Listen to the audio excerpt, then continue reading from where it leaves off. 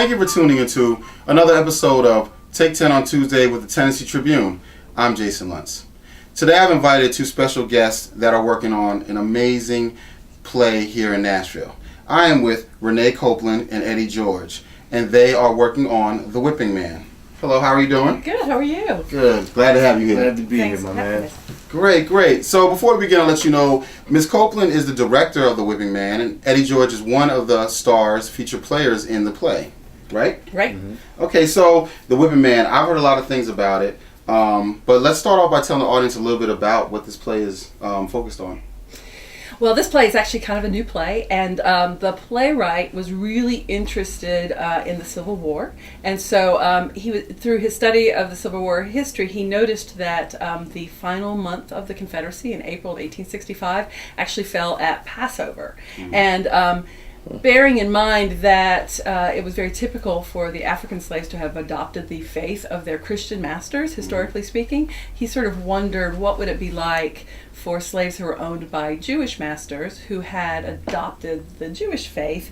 What might that Passover experience be like for them? Passover is about, an escape from slavery, and how might that resonate with people who were actually becoming free for the first time in their lives? And so just sort of jumping off from that, he contrived this lovely story. It's only got 3 characters in it, and it takes place in a house in Richmond, Virginia, in that last, right after the fall of Richmond, right in the middle of April of 1865, right at Passover time, and sort of introduces you to a young man who used to be a slave owner, and the 2 men he used to own, and now that they're emancipated, they have to renegotiate in a completely different kind of relationship. Wow. And figure out where they go from here. And it's a really interesting story. I couldn't have said that better. I mean, Dad, come on.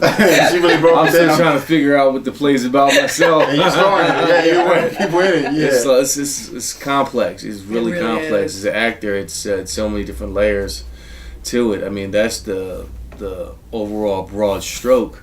But when you really delve into the text and the language and the beats of where the story's going, it's a very deep relationship among the 3 men, especially my character Simon, he being the elder statesman, so to speak, or the former slave, and how he views slavery, and how he is now, he understands the time that he's in, but he's not beaten to the point where he is in a submissive role. He knows his place. Like I've dealt with the system, I've operated within the system in this manner. Now that times have changed, this is who I am going to be. This is what I aspire to be.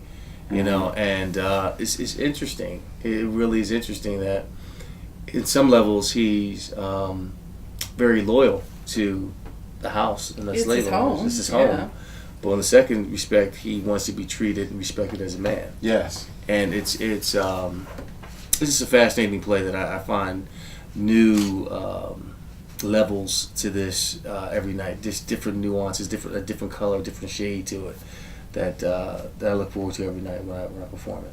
Yeah. Now, as your character, is he angry about the fact that Passover represents Jewish people being free from slaves, but he is a slave or was a slave? Does that?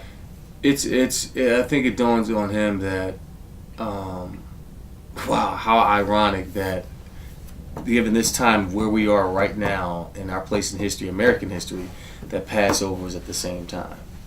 And he's not angry. I think he's elated. There is anger in there. I believe there is a mixture of some anger. There is a sense of exhilaration because he is now free. It's the first time that he can say that. He has an image in his mind of what his life is going to be like in this new time. I think it's all there, but it just comes out at different moments. Which buttons you want to push to spark this. So, but for the most part, there's a suppressed power within Simon. Wow. There's a quiet power within him from the beginning, and then toward the end that you'll get to see. Yeah, Wow. he's kind of the moral compass of the Yeah. story in many ways, and the younger, now ex-slave John is really, as a young man, struggling with, where do I go from here? How do I, now that I'm free, you have choices to make that you've never had to make before in your life, and so he and Simon have a very sort of two sides of a coin kind of approach to how from now forward, how do we move? In the same way that the now ex-slave owner has to figure out how is he going to move forward in this whole new world where, you know, everything is turned upside down, and I think the Jewish faith is a big part of what gives Simon a certain kind of strength. Yeah. And so there's just a really interesting relationship, I think, with Simon and his faith that comes out in the story. Now, as a director and as you featuring in this play, did you both have to do a lot of research on Judaism, or is that something that both of you have already had experience with? No, not really. I directed No. Fiddler on the Roof twice, but I don't think Oh, that counts. Oy vey, all right. No. Fortunately, through a mutual friend, we made the acquaintance of a wonderful person, Rabbi Shana Mackler at the temple, and she started working with me and with the actors last fall. And so she was helping. You know, I had lots of conversation with her just to have her help me understand what the ramifications were of the elements of the Jewish faith that are explored in this play. And you know, there's some Hebrew in it, so we needed some coaching on how to speak Hebrew. Yes. And then, of course, there is a Seder dinner in the second act of the play, so we needed to know how that works and what the metaphors are relative to the story that's being told by the Seder and all that. And she was incredibly helpful. So we did indeed call on an expert to help us understand it as authentically as we could. And now you actually experienced like a mock Seder dinner? Yes, we did. Yeah, we did. We What went did to you the think about temple. that? It was a lot of wine drinking. Yeah. Shane was like, "There's wine. Is that okay?" And we're like, "Well, okay if you Yeah. insist." It's a time of celebration and remembrance and it's sharing stories. I think you pass down those stories from generation to generation to the young for them to have their own traditions as well. So it was very interesting to see and experience that within the Jewish faith. That's great. That's great. Now, race has been in the news in the media lately. Did that play a factor in wanting a play like this at this time, or was that already something you'd already planned before we had the Hands in the Air and the Ferguson issues? Yeah. No, I'd have to say the decision was made for this play before that happened. Okay. But, you know, it's one of those things where you can pretty much count on there always being a necessity for this kind of conversation. Yeah. You know? Yeah. I mean, it's just the way that, and so any opportunity that we have to participate in it, you know, we're going to grab. And so it was, I had to make this decision long before that actually happened. Okay. But, yeah. Okay, but to me it works out because it's great because a story like this, it definitely pushes the story forward. I mean, the conversation forward. It has to. It has to. Yeah. You know, it really opens up the dialogue for it because a lot of those paradigms still exist today. You know, they existed back in 1865, and I mean, of course, the circumstances are different. Nobody owns anyone, but I think that way of thinking still exists from tradition, from family to family, from generation to generation till today. And being a father of two sons, you have to let them be aware of that. I mean, your race is not an excuse for you not to succeed in anything. I mean, you know right from wrong. You know, I'll never say, you know, because you are a certain skin color, you can't do certain things. You can do anything you want to do in this life, but understand that you can't put yourself in certain situations, and because the society, some things happen that are not fair. I mean, you know, you look at, you know, Trayvon Martin. I mean, that was not a fair situation, and so forth. So you can't put yourself in those type of situations. And I try to tell them that, you know, being a young black man, you really have to watch yourself in today's society and don't put yourself in a compromising situation to where they're going to second guess. Definitely. And that's the key. And because you just don't know. You don't know. That makes a lot of sense. That's great.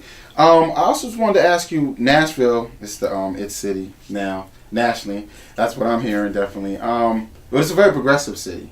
Now you've been in Nashville how long? Gosh, since '97. Since '97. And Yeah. how about you? Are you Since the late 80s. since the late 80s. Yeah. So then you both have seen this explosive growth Yeah. and change. I just want to know if you can both talk a little bit about the direction Nashville's in, specifically in the art and theater community, and even in business or entertainment. How do you feel where the city is at now, where it's going? It's hard not to be really excited No, it is. about what's going on in Yes. Nashville right now. It just feels like we're really on the verge of becoming, potentially a truly progressive city. And certainly, the performing arts and any arts experience is important to sort of the cultural health of a city. And so I like seeing that, that seems to be a real buzz and thrive about the performing arts, generally speaking, and theater is really burgeoning in particular as well. But it's all a result of all the creative people who live here now, and people are just flocking to Nashville, right. creative Yes. folk, and it's just really cool to think that we're sort of a magnet for people who are going to bring more and more, progressive arts to us. Yeah, and I agree. I think over the last 15 years or so, we've seen more people from different parts of the country come to Nashville, from California, from down south, from the Midwest, from the Northeast, with different views, different political values, so to speak, a different way of living, and it's become truly a melting pot of culture here. And you're having people really appreciate the various types of plays that are being put on through Nashville Rep, through other theaters here in Nashville, where it's accepted more. I mean, you don't have to put on certain plays for a certain type of demographic. I mean, it fits. It's truly become a cosmopolitan type of city. Yeah. Yes. More and So more. more and more. So that's what I've seen. I mean, you look around all over the city, dirt is moving. Buildings are going up. It's becoming vertical. People are moving downtown. It's becoming vibrant.